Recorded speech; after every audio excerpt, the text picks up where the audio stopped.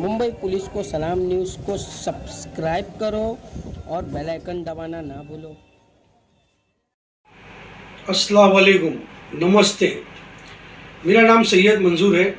Mumbai police को सलाम social media news का मैं एक छोटा सा चीफ एडिटर हूँ जो सोशल मीडिया न्यूज़ चलाता हूँ।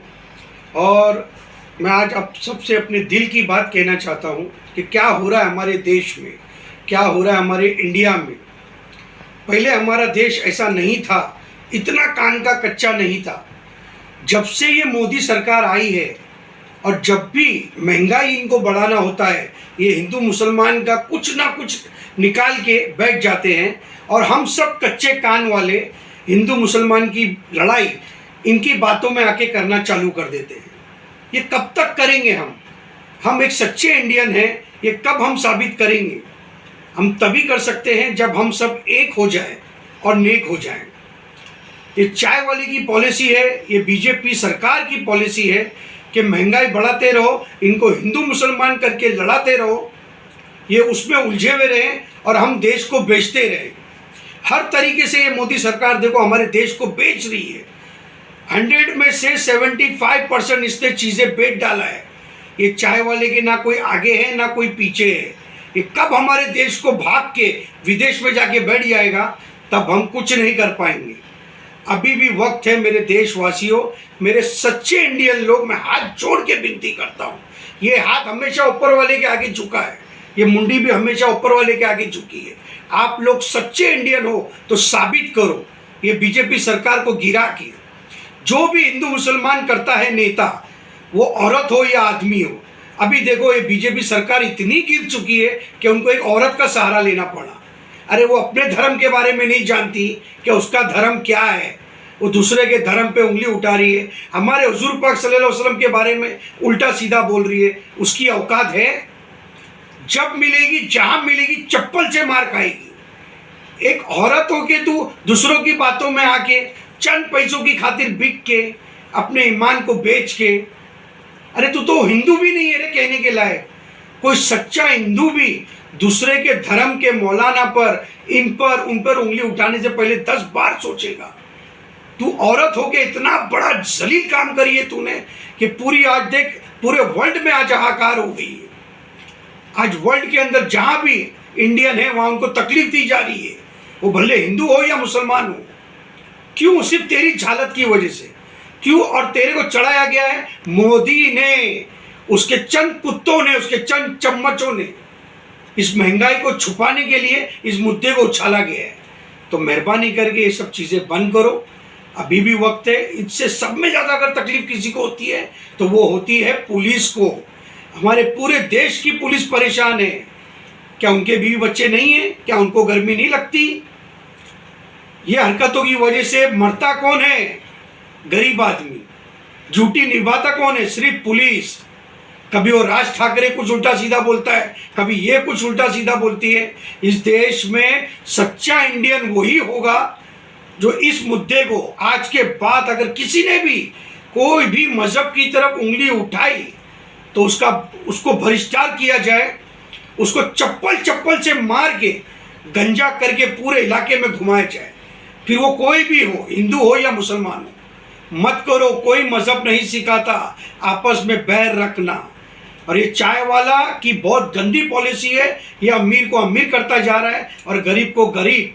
और यही हरकत छुपाने के लिए वो हमेशा हिंदू और मुसलमान को लड़ाने की साजिश करता रहता है। और हम सब कच्चे कान वाले इनकी बातों में आ जाते हैं, ये चंद नेताओं की बातों में। अरे इनकी औकात है? ये सच्चे इंडियन हैं? नहीं। सच्चा इंडियन कभी हिंदू और मुसलमान को लड़ाने की साजिश कर ही नहीं सकता।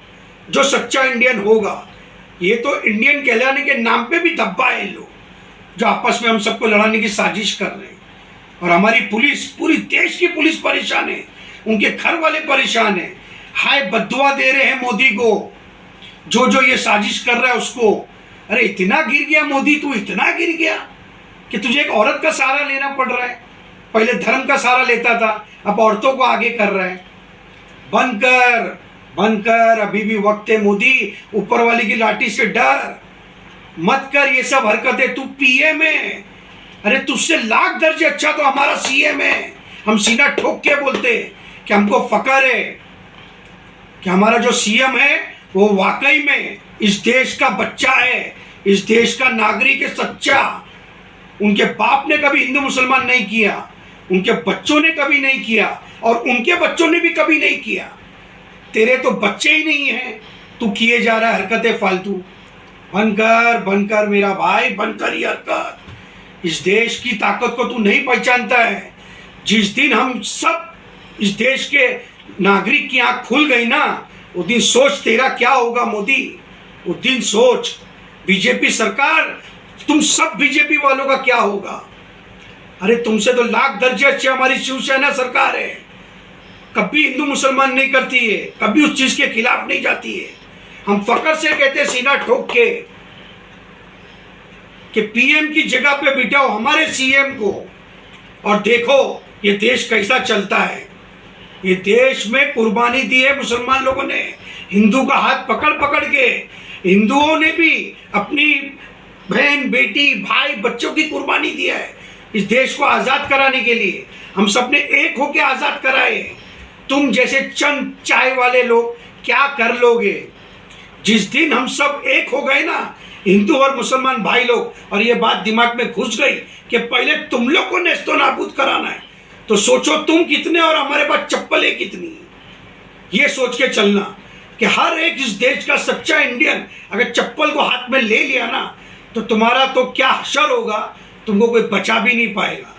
और हमारी पुलिस तो इतनी परेशान है तुम्हारी हरकतों की वजह से कि सिर्फ 24 घंटे के लिए हमारी पुलिस अगर बैठ गई ना अपने घर पे, तो सोचो तुम जैसे हमारे देश में जो गद्दार लोग हैं, जो बीजेपी वाले हो या कोई भी हो, ज्यादा करके तो बीजेपी वालों की लंबी जुबान खुलती जा रही है।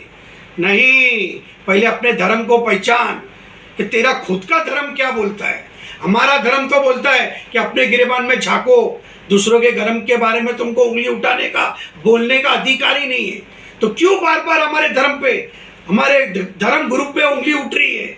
और आज तुम लोग की इतनी औकात हो गई, इतनी फालतू बातें कर रहे हो। क्या चाहते हो? तुम्हारी माँ ने दूध पिलाया है, सामने आके करो ना।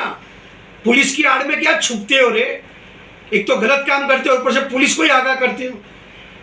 पुलिस भी सोचती है कि ये देखो साले गलत बात करते और हमारी दिन और रात की ड्यूटी बढ़ा देते और छुप जाते एसी वाले घर में। और पुलिस बेचारी हमारी भूखी प्यासी भटक रही है, रोक रही है सब लोगों को कि मत लड़ो मत लड़ो। पुलिस को तो ऐसा करना चाहिए कि जिसकी वजह से ये हुआ उसको उठा के जेल में डालो, फिर वो कोई भी हो। मत करो। हम सच्चे इंडियन लोग हैं, हम सच्चे इंडियन लोग जिस दिन एक हो गए ना, और अभी भी वक्त है कि हम बहुत जल्दी एक होने वाले हैं, तो सोचो हमारे पास चप्पलें कितनी हैं और कितने जूते हैं और क्या होगा तुम्हारी बीजेपी वालों का। हमारी शिवसेना जिंदाबाद थी, जिंदाबाद है और जिंदाबाद रहेगी। जय हिंद, जय महाराष्ट्र।